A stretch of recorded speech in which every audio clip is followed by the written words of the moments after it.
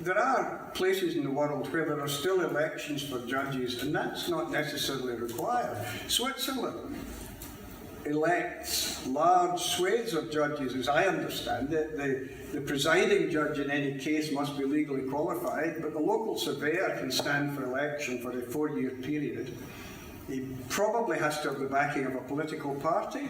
It seems to work, and we often, I think, react against the notion of election of judges in the United States, but largely I suspect it works.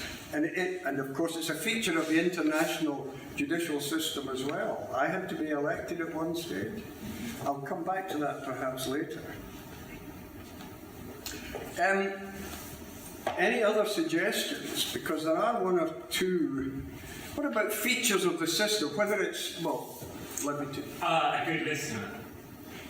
Absolutely, and it's one that I have noted here. I hope somebody can maybe note all these in case I get to get an addition to my list. But yes, absolutely. There are, let's broaden it slightly, personal qualities and characteristics, and also features of the system. Any features of the system you can think of that are necessary? Well, a diverse bench. Yes, diversity is very important. Indeed, I think there are good reasons nowadays for tilting the balance in favour of gender equality and probably ethnic equality. Many people oppose the notion of tipping the balance in favour of some, but that rather ignores what we ought to have learned from history, because these groups are disadvantaged because of the impact of history, and we, I think, owe a duty to tip the balance in their favour. So how would you call it? This in one word? Diversity. Diversity. Independence? Yes, now independence comes in various forms, but independence has to be both a feature of the individual. Person with integrity you would expect to be independent, but it's also got to be a feature of the system. And you know that much is said in the United Kingdom, political, historical debates about the separation of powers.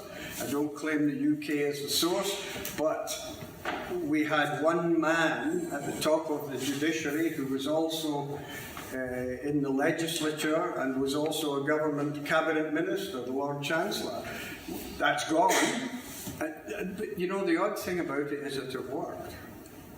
And it worked for reasons that we could spend eternity debating here, but it did. However, I think we have now a much more acceptable system. And why is it more acceptable? Because it doesn't appear to be. Right. So the word we're looking for that describes the appearance of the system?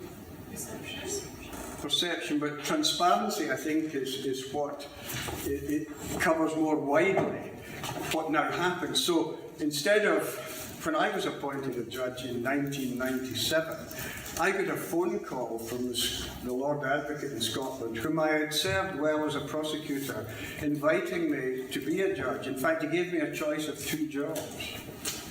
Now that is as striking an example of patronage as you will ever find. Now that's all changed in domestic circumstances now. So judges are appointed transparently. No one's claiming you necessarily get better judges, but what I think would be claimed is that the public in general have greater confidence in the system and therefore in the judiciary, having seen the method by which they are appointed.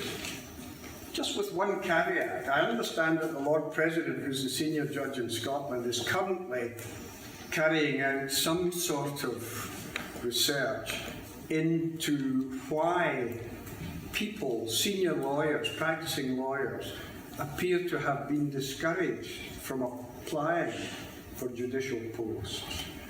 The people who might have received the benefit of patronage and accepted it don't necessarily apply for the jobs. Independence perhaps can be divided into 3. The individual independence of the judge, the independence of the judiciary as an institution, both administratively and just in appearance, as we've been discussing, independent from government and independent from Parliament. What about accountability? Responsibility. Now, responsibility is a better word. Accountability is the word that's used so often, but it's a word that covers many circumstances. But responsibility, we talk about war criminals being accountable. Well, we don't want to associate the judges with the criminals.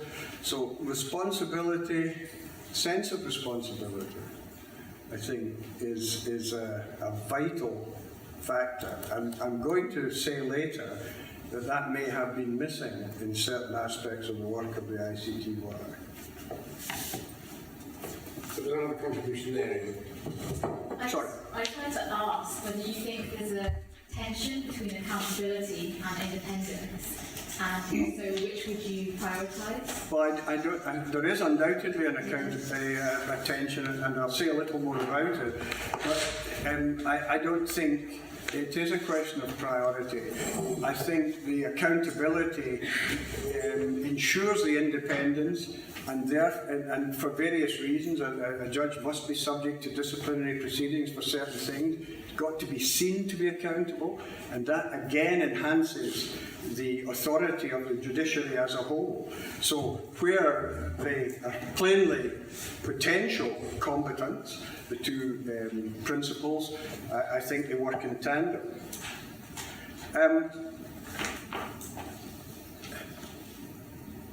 There's one more that is the whole theme of what I'm saying here. Management skills? Yeah.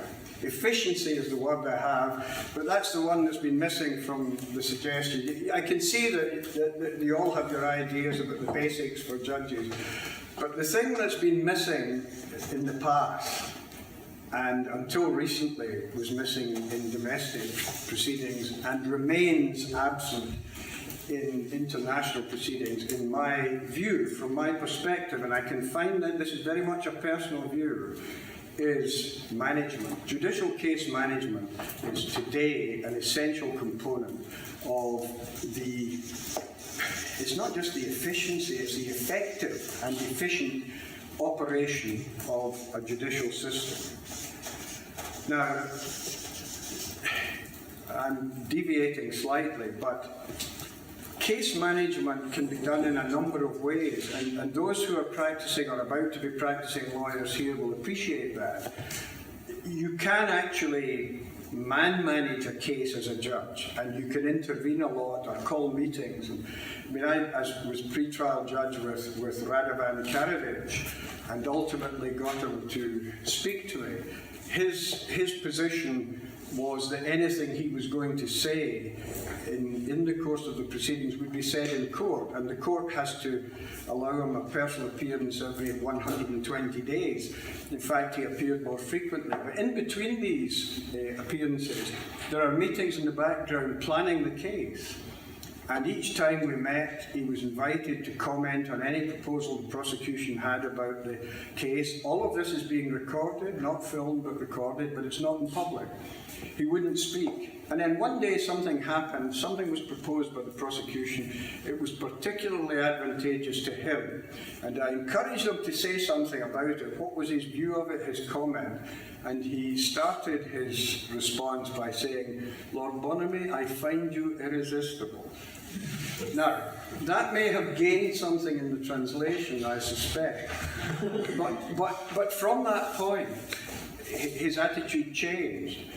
And it was an example of what I had seen happen, not just with accused acting for themselves, who have enormous power to disrupt proceedings. Fortunately, they don't realise how powerful they are in court.